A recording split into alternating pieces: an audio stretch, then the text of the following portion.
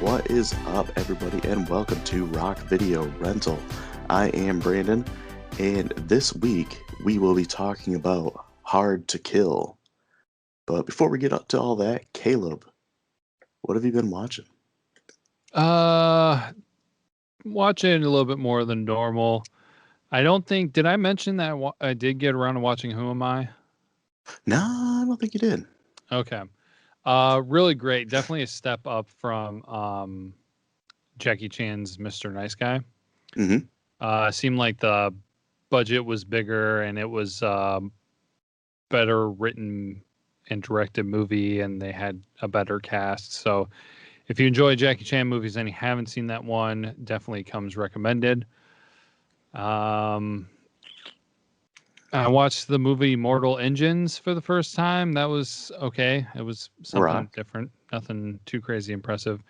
But doing something that I didn't think we would ever really get around to do, but we are letting Netflix expire.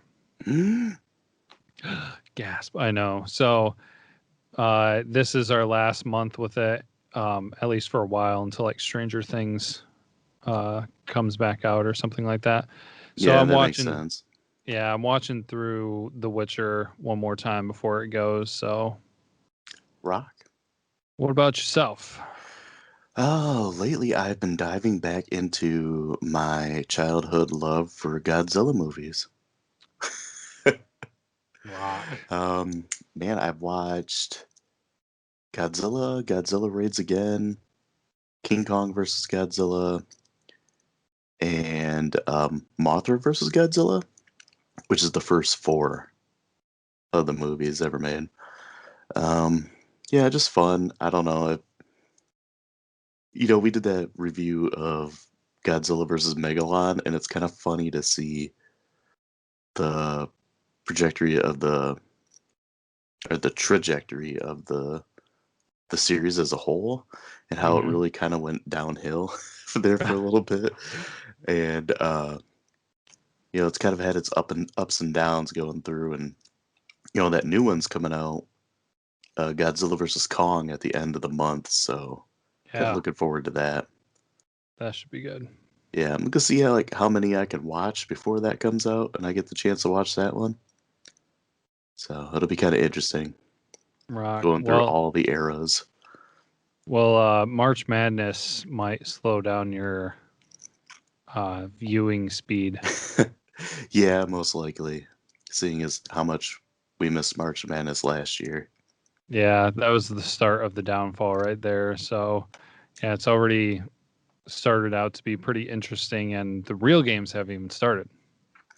I know. There's been 2 games tonight that were super close, but yeah. So instead of talking about basketball all night, let's take this to the bank, the blood bank, and let's talk about Hard to Kill.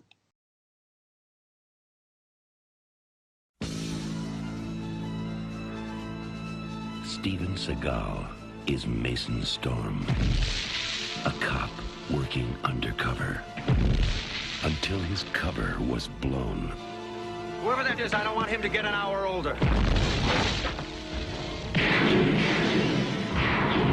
They thought they'd seen the last of him. But Mason Storm is hard to kill.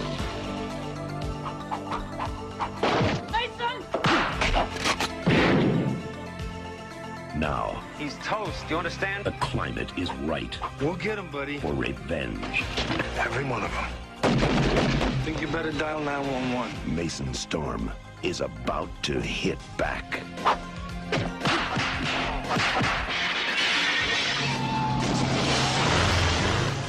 That wasn't the time. Now's the time. We are going to put an end to violence, and you can take that to the bank. Steven Seagal is hard to kill. Take that to the bank.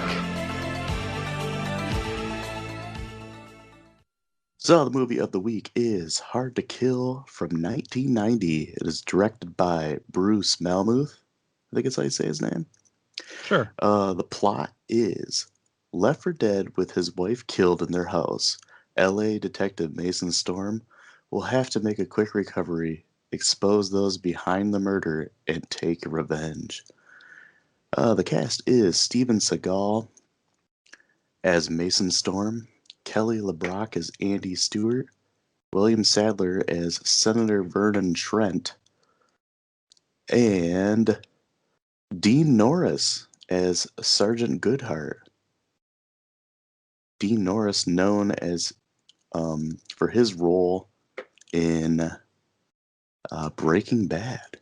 Yes, I did recognize him when he showed up on the screen, and it was kind of funny because I was like, "Wow, he kind of looks the same." Yeah, pretty much. If you haven't seen Breaking Bad, he plays Hank, also plays a cop in that. Um, yeah, he wasn't even like a huge character in this, but I figured I had to mention him because we both liked Breaking Bad so much. Yeah, definitely worth mentioning. So before we start, how many times have you seen this movie?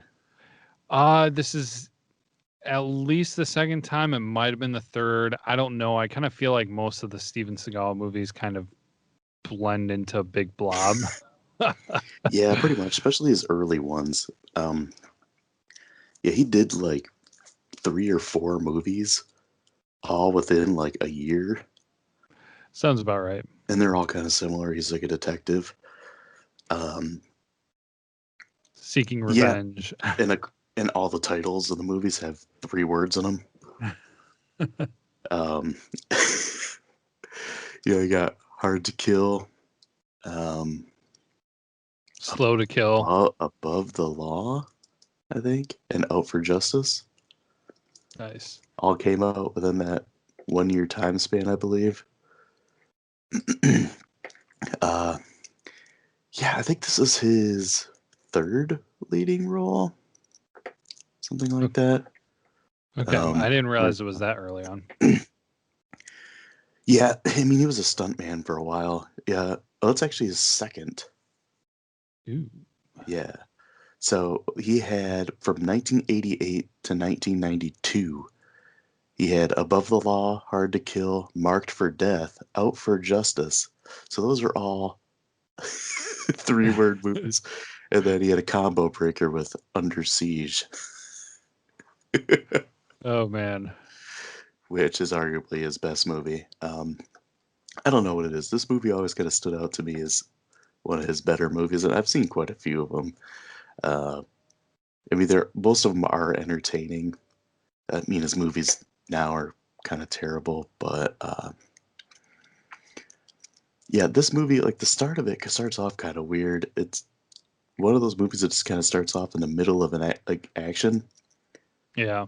where you're just kind of dropped into the story where he's a detective and he's recording a conversation of like this mob meeting. It records like this one guy, and he's not sure who he is, but he knows that like he's a politician. Mm-hmm. So he ends up getting spotted, and then the mob like comes after him. He's able to get away, and then he goes into a convenience store on his way home. And this is like my favorite scene of the movie. You got like these gangsters, more like hoodlums, I guess, in this convenience store, giving the clerk like a hard time, and they're trying to rob him, and the guy ends up like trying to fight back, and he gets shot, and then of course Steven Seagal takes him out like one at a time. Yeah. Because no one ever attacks Steven Seagal all at once. It's No, always never. one at a time, and then he lays waste to everybody. We get some of his classic arm holds and kind of sarcastic wisecracks. Not really like one-liners, but just Yeah, I don't even know what to make of it. It was so much in this movie. They are not one-liners. I agree. There's something else, and it's a Steven Seagal specialty for sure. Yeah, just I kind of made fun of the one that happens later in the movie when he says, "I'm going to take you to the bank, the blood bank," which you actually used for quote Face Off a while ago. Yes, When you did I that. think it was a bad quote. Face Off. Yeah. Just the dryness of his delivery and stuff. And I don't know, like I've talked about it many times. Like, is he a bad actor or is he just kind of typecasted as these characters? But I mean, that's kind of who he is in real life. Yeah, I'm gonna have to go with bad actor. Like he just kind of like Chuck Norris, that he has a very narrow scope.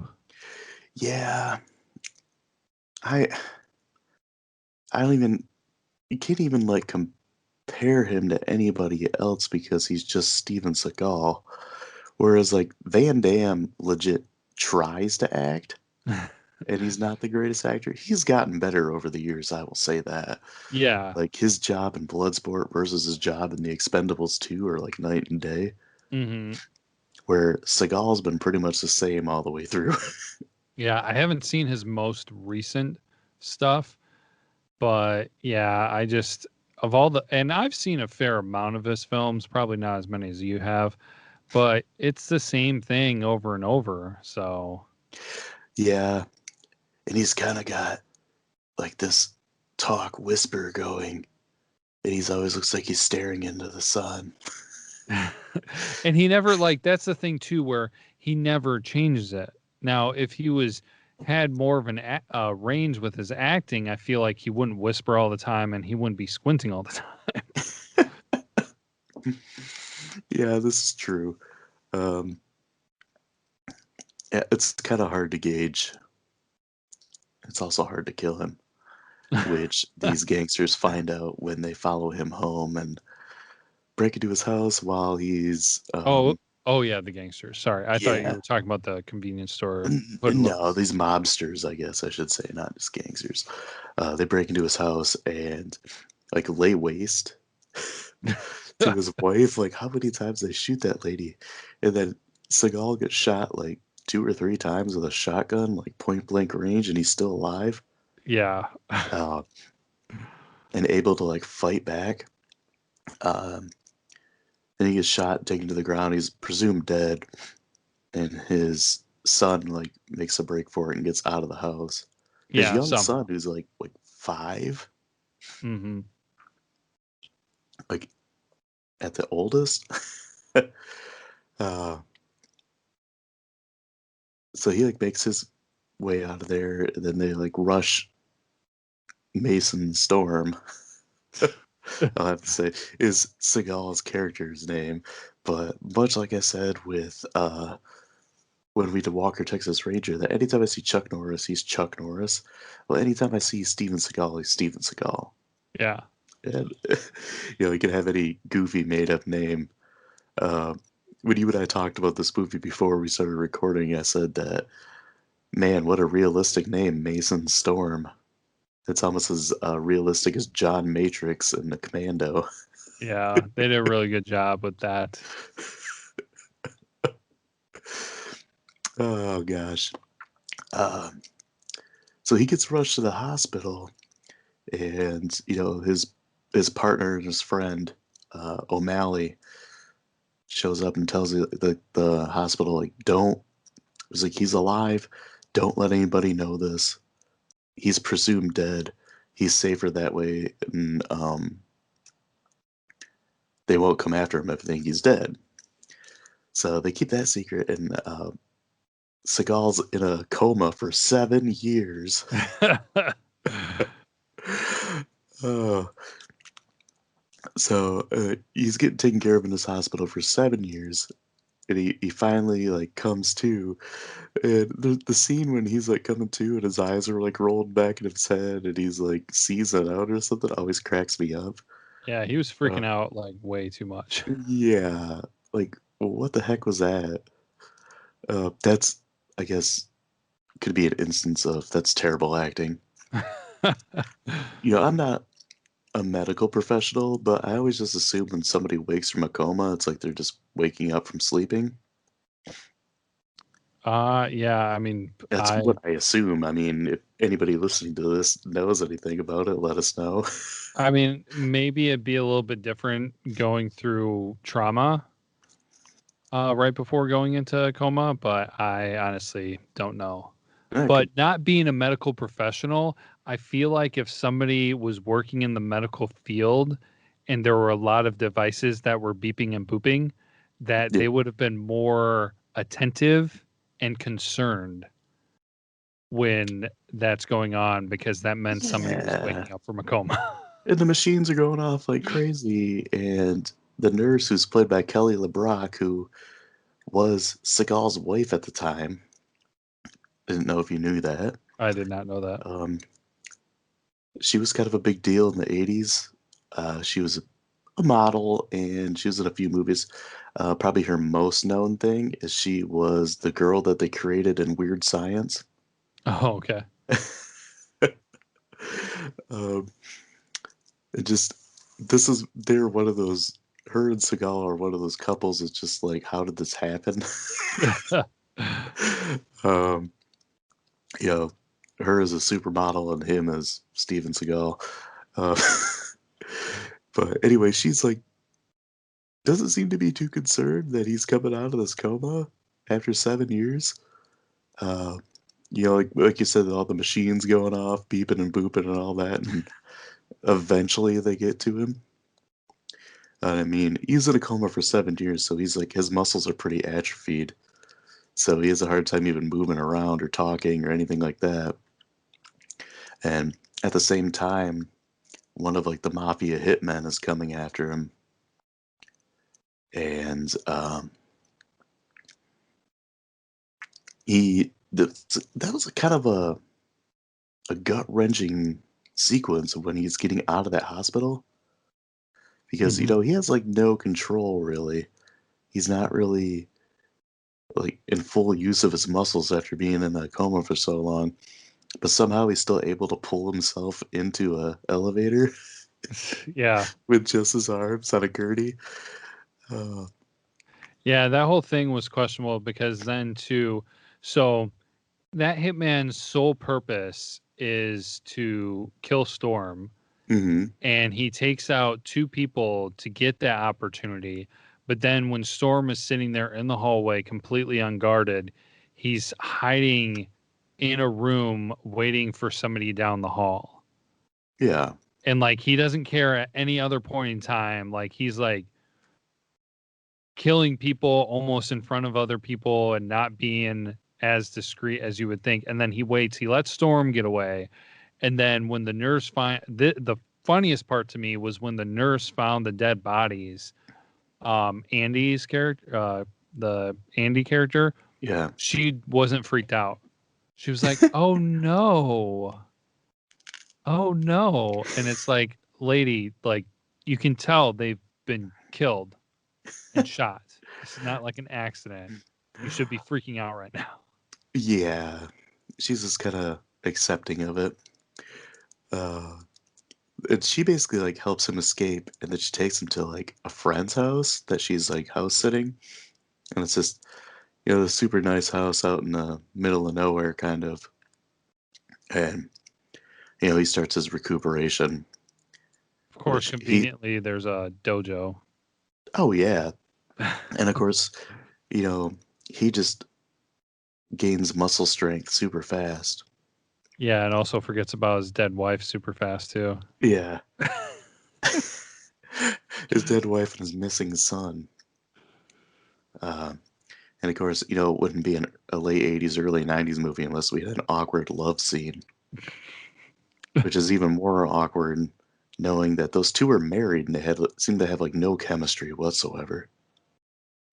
That is actually hilarious to point out, because now that you were saying that they were married at the time, that was very awkward. Yeah. You know, I can only assume that it would be kind of awkward to do like a sex scene with your wife in a movie. But even just their back and forth and like uh, conversation and acting with each other, the their interactions and stuff are just awkward. Yeah. Well, even Oh, the simple like not from the love scene, but just simple him, and it wasn't specifically with her, but like throughout the whole thing, I felt like when he kissed his original wife and when he kissed the character Andy and everything, I was just like, dude, this feels awkward. oh yeah, for sure. Um, so it's about this time where we get a training montage because it Mm, wouldn't be an action movie from this era unless there was a training montage. Uh, and we get to see Steven Seagal awkwardly running. yes. Thank you for He pointing has that out. got like one of the worst runs ever. I Our concur. buddy Craig likes to laugh at that a lot. That is, I forgot how bad it was. Yeah. And I've mentioned like this YouTube channel numerous times on here. Jontron. Mm-hmm. He one of the last videos he did was about just about Steven Seagal in general and all of his like wild claims and everything. Um, and he actually makes fun of Steven Seagal's run, and he does it perfectly. And like the first time I saw that, I about died laughing.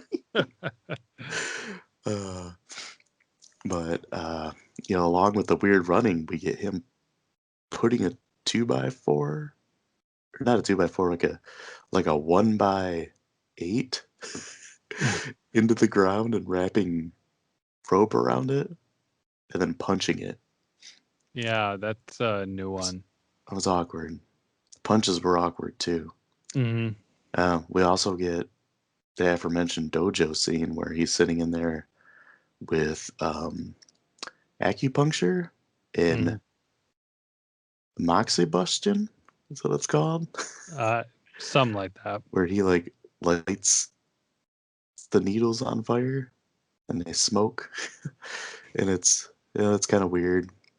Um, but I mean, Steven Seagal's a weird dude. If you guys know anything about him, after all this, he hears a commercial for Senator Vernon Trent, and he recognizes that was the voice of the guy that he um, filmed earlier in the 7 years ago. yeah, and he remembers this after being in a coma for 7 years. That's the guy. Uh, so now, he gets a hold of his old friend O'Malley, and O'Malley hooks him up with weapons and tells him that his son is still alive. Sonny, Seagal's son, has like been staying with O'Malley. He set him up in a private school and everything, and he explains like, I used my mom's maiden name, so they couldn't like trace it back, and it's just kind of ridiculous. And the fact that his son's name is Sonny just makes me laugh too. Uh, so him and Andy go to his old house so they can get the videotapes that he hid. And he like digs into the wall and pulls out this like videotape on this like big old camera from the early 90s, which cracks me up. Uh, and this is what they're going to use to like expose the senator for what he did. Of course, it gets attention put on him. And he get like chased down, and then they're trying to like make a getaway and all this. We get the kind of cool scene, the chase with the Jeep. Mm-hmm. They make it out of there. They do like trade their Jeep to like these guys on the street for this Camaro. Beat up Camaro, yeah. Like, here, just trade it straight up. And the guys have to like look at it. Like, dude, your Camaro's a piece of crap. It's got like Bondo all over it. And he got like this brand new Jeep. With a couple bullet holes. Yeah. Which is hilarious because I don't even know how many bad guys there were shooting at that car, and it only had a couple scratches. Dude, that thing would be like Swiss cheese. I know. And it was a soft top. And Yeah. somehow they couldn't shoot either of them. Yeah, it's like a Jeep Wrangler with the canvas top. Can we talk about one terrible, terrible, terrible thing in action movies that this one just made so bad and obvious? When they were getting shot at in the house right before the Jeep chase scene. Yeah. They're on the second floor on like a hallway, balcony, walkway, and there are two guys downstairs shooting up at them with automatic machine guns. Mm-hmm. And so then Seagal and Andy drop to the floor. The guys keep shooting above the railing of the walkway. They just like light up the wall. Like there's holes up and down the wall above the railing. Well, they clearly know that they have dropped to the floor. Like what? Mm-hmm. You think while you're shooting, they're just all of a sudden going to magically stand up and get shot in the face? Like they don't even try to shoot through the wall itself. And it happens so many times in movies, but this time it was so blatantly obvious. It's like, come on. Like, really?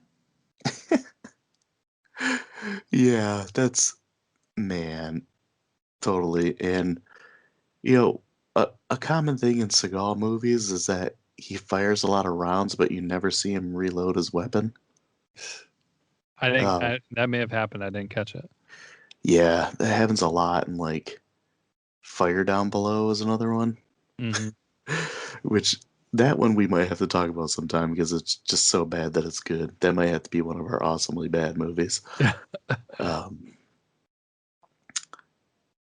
Yeah, I mean, he goes after the senator, and it's kind of like where we get our marathon fighting scene and like gunplay and all this kind of stuff.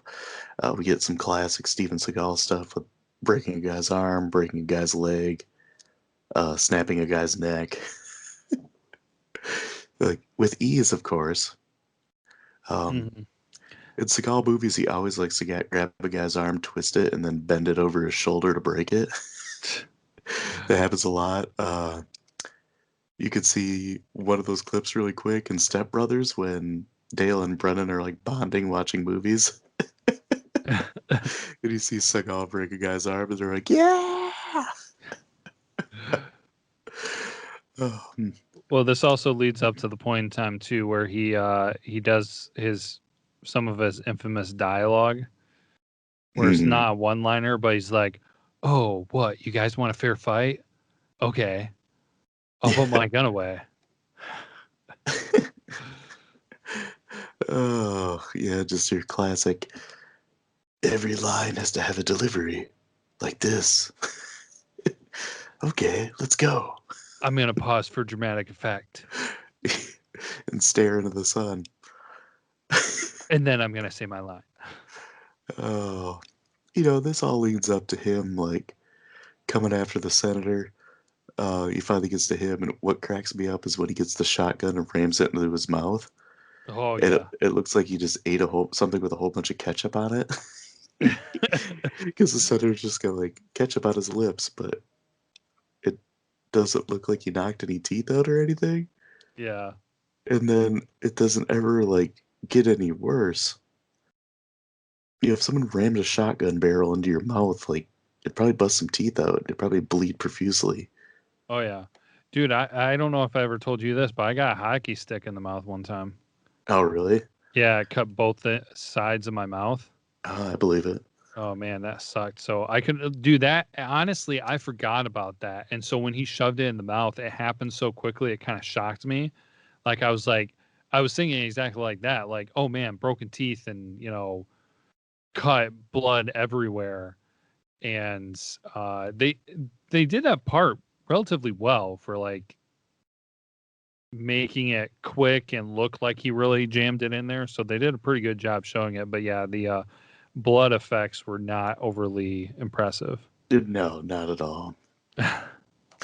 And it's about this time when he's got like a gun on him, and like the cops come flying in, and they're trying to protect the senator, and Seagal's trying to like explain what's going on, and they're not listening to him or telling him to drop his weapon, or they're gonna fire on him, and like O'Malley flies in, and No, it's not O'Malley. O'Malley died. Oh, that's right. O'Malley got shot. Who was the guy? There was a guy that flew in, and he's like, He was some they cop saw who the wasn't. tape. Yeah, he wasn't he apparently wasn't on the senator's payroll. Yeah, I forgot. Before the whole thing, O'Malley gets shot, and um, Mason hands the tape over to Sonny, or O'Malley hands the tape over to Sonny to give to the cops. Yeah. Yeah, I forgot about that part. Um, they explain, you know, you're cleared of all the charges because they seen the tape and they know that it's Trent on the tape. So he's under arrest, and they arrest him, and that's just kind of the end of it. Yeah, the So, ending was super like awkward and I feel like not thought out. so there's a reason for that. That wasn't the original ending. Okay. So the original ending of the movie actually ends with Mason killing Trent. And then after that, you see Mason, Andy, and Sonny attending O'Malley's funeral. Actually, the theatrical trailer shows parts of it, I hear. Huh. So I mean, would have made a little more sense, I guess, and it wouldn't felt as rushed.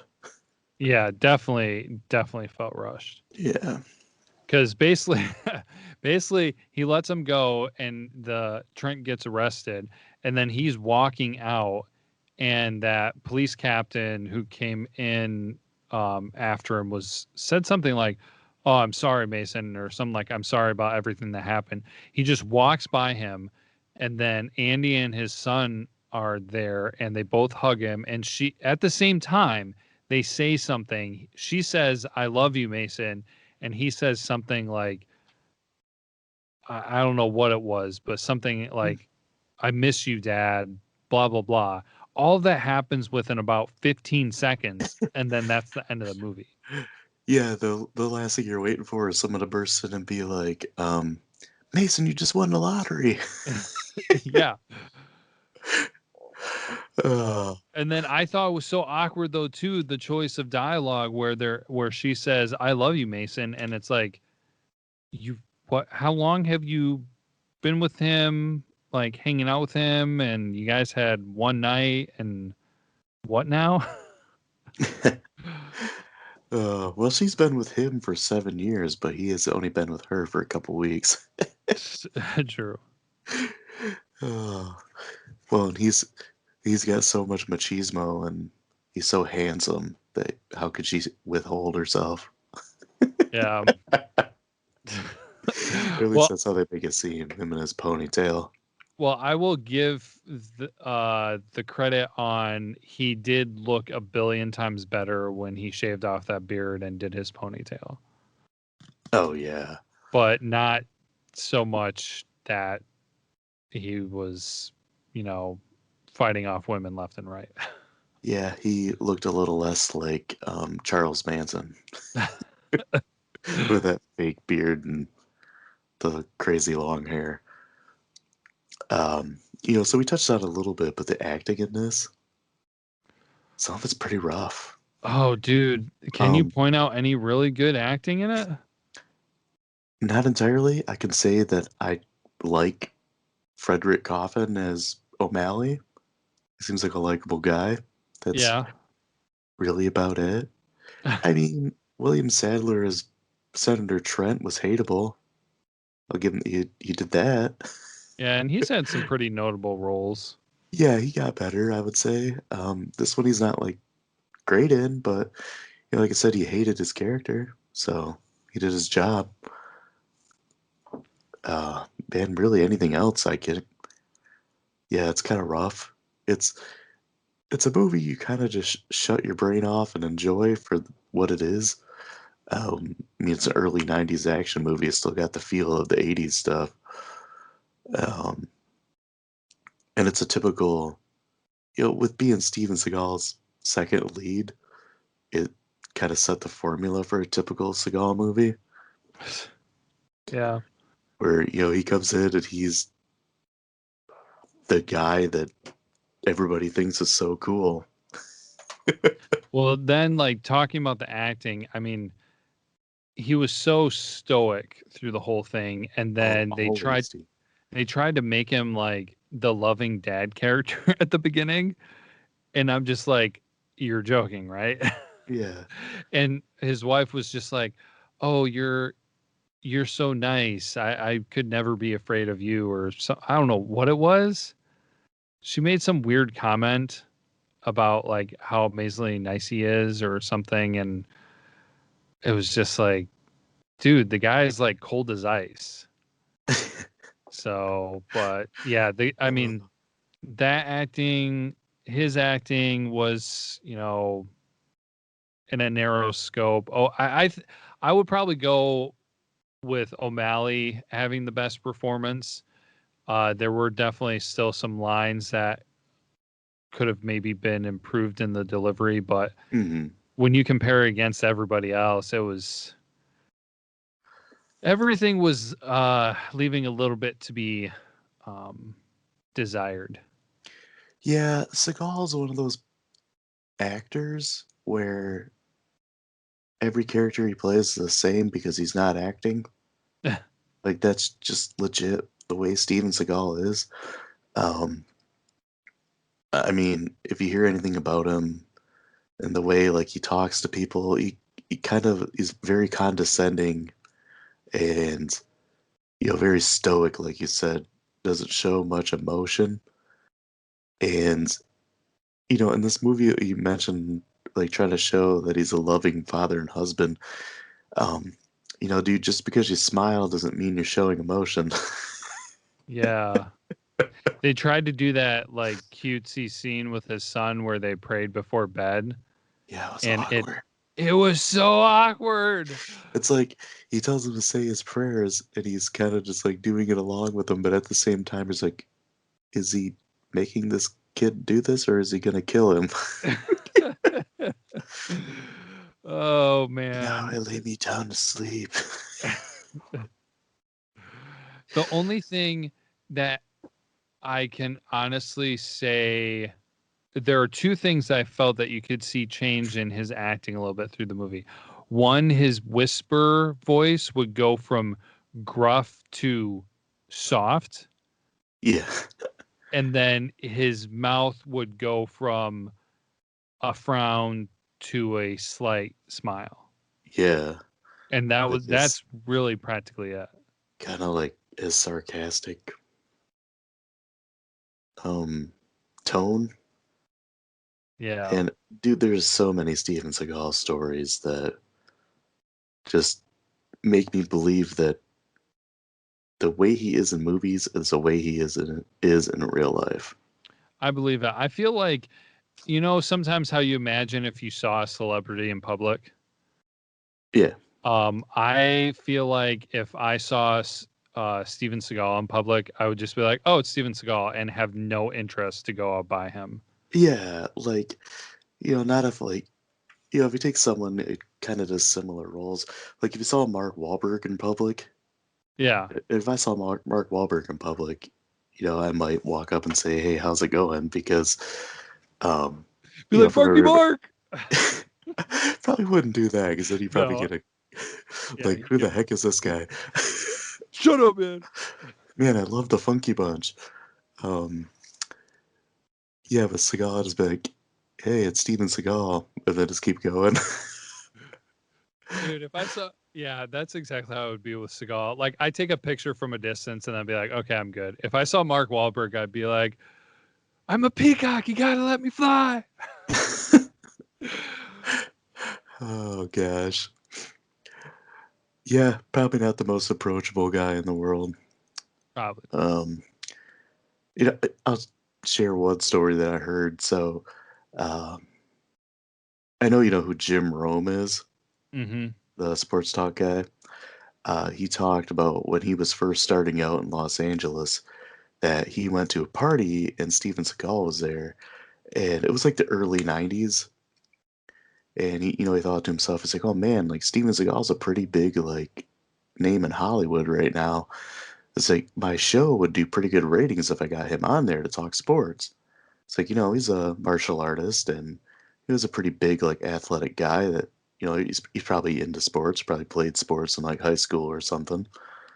He's like, so I'll go talk to him, and he's like, that was like my first mistake. He's like, because I talked to this guy and he's like a complete and utter douche to me, and I asked him if he wanted to be on my show and talk about whatever sport he wanted to, and he said, I don't talk sports, I play sports. And Jim Rome's like, what sports does Steven Seagal play? Punching someone in the face?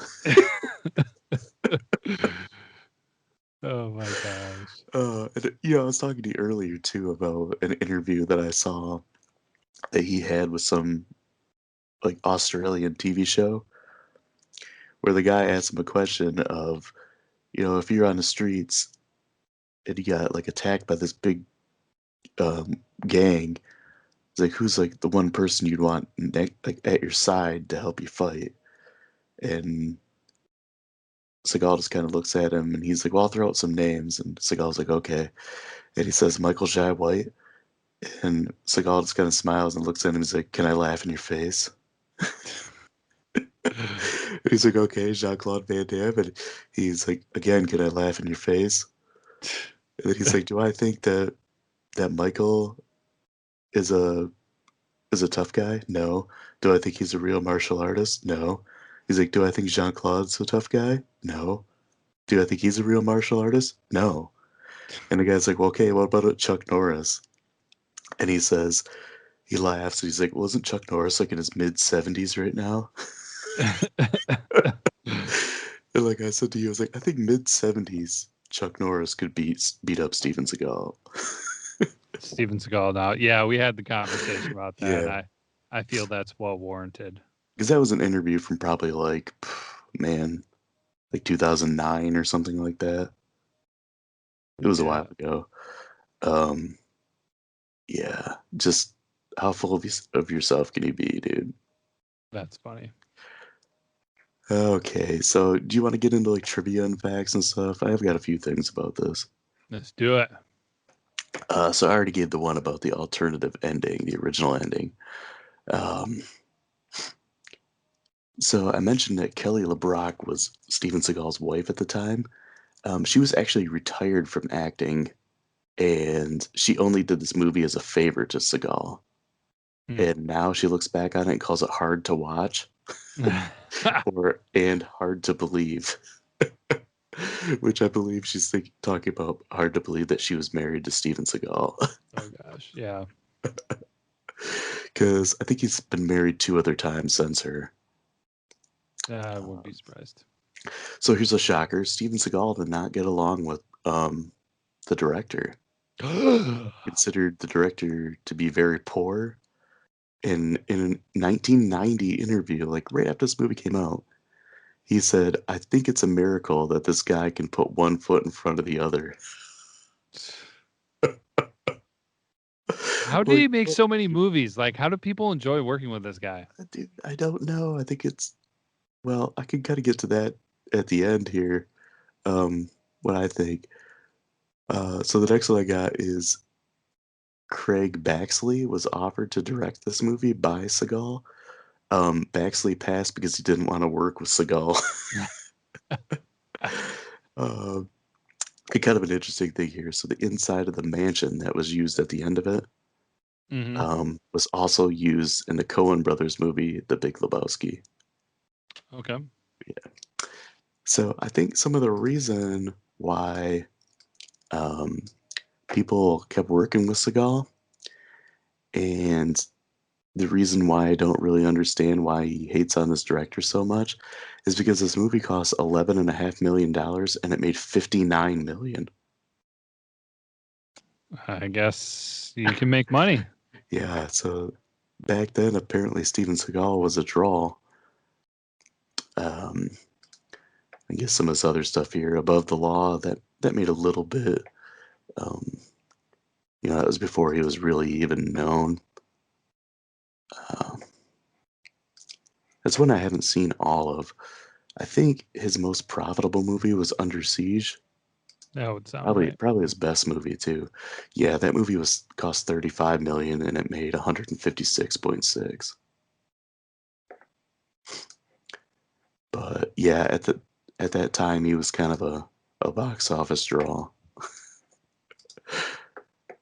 Oh, so we've talked about this movie enough. You want to get into grades? Um, really quick before moving on, you said that Kelly LeBrock retired before this Yeah, movie.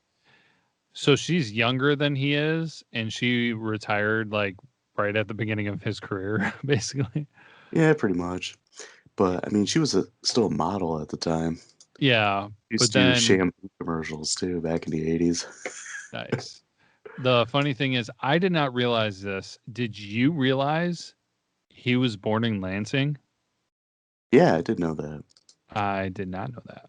So that also explains his douchiness. Oh man. Yeah, he likes to say that his family's Russian too, which who knows if that's true or not. One of the many things about Seagal. Well, I have been looking at pictures online since we were talking about his overweight stage. Yeah. And I've seen several pictures of him and Putin. So Yeah. He does have citizenship in Russia too.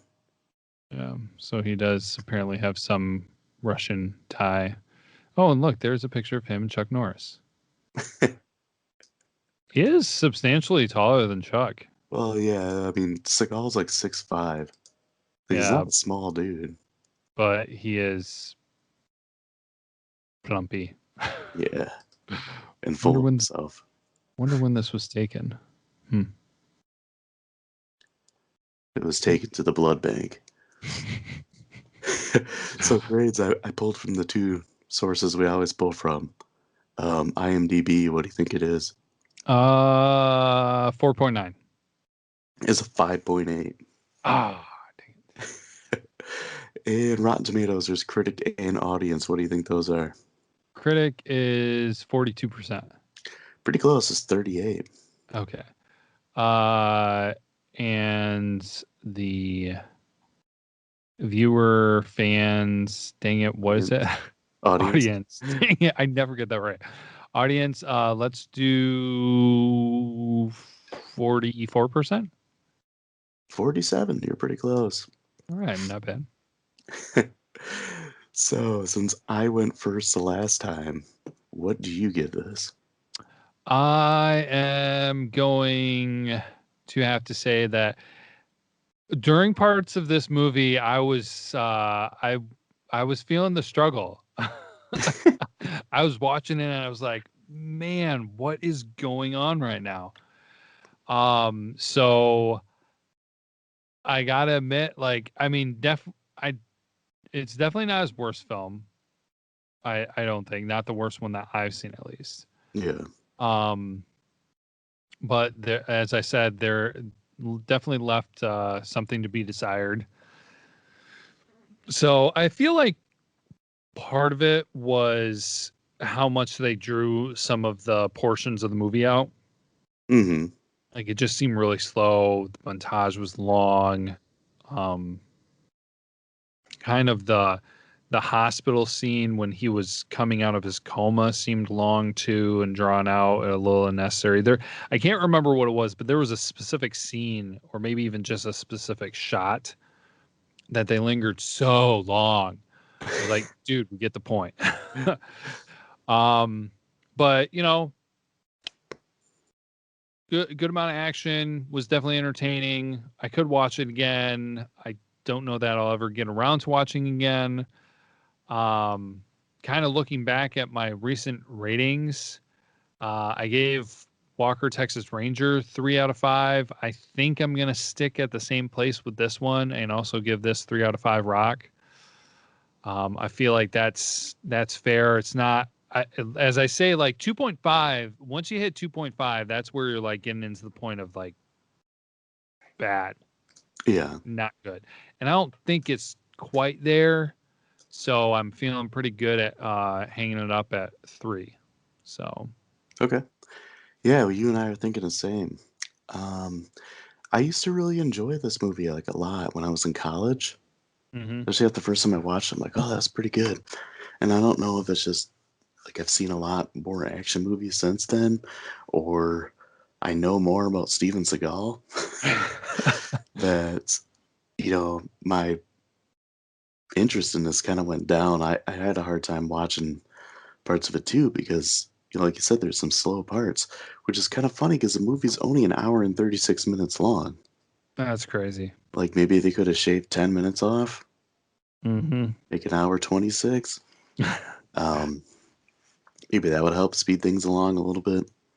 Um, you know, and Seagal is pretty wooden in this, but like I said, he's pretty wooden in everything. And there's other Seagal movies that I enjoy more. There's some that are worse.